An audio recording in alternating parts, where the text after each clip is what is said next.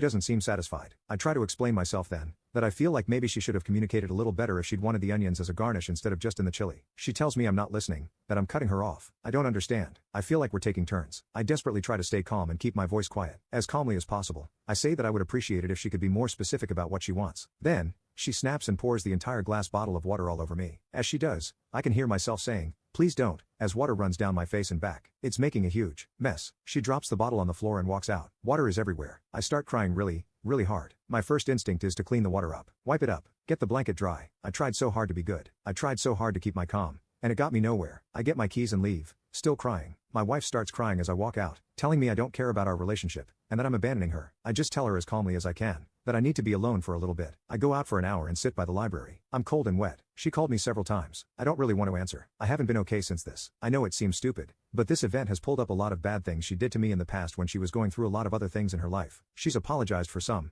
others she doesn't even remember. Verbal, emotional, physical. I don't think I can stay married. It's like everything keeps boiling up. I don't know why this. Maybe I'm overreacting. I don't know. Update. It's been a whirlwind these past few weeks. After that night with the chili and the water, I couldn't handle it anymore. I packed up some clothes, grabbed my keys, and went to my parents' house. I told them everything. About the onions, about how she snapped, poured water all over me, and how small that moment made me feel. But more than that, I told them about the other times. The times she'd said hurtful things, pushed me too far or made me feel like nothing I did was good enough. They were quiet at first, my mom and dad just listening. They didn't interrupt. Didn't try to solve it for me. They just understood. My dad finally nodded and told me I could stay as long as I needed. My mom hugged me. I think that hug did more for me than anything in the world right then. I turned off my phone. I couldn't deal with the calls and texts. At first, it was just her saying she didn't mean it, that she was exhausted. But then she started blaming me, saying it was my fault because I never listened or didn't do things right. It was too much. I just needed space. For the last week, my dad's been taking me out with him to fish and just do stuff. Simple stuff. We didn't talk about the big things, and he didn't push me to. But somehow, in those quiet hours out by the water,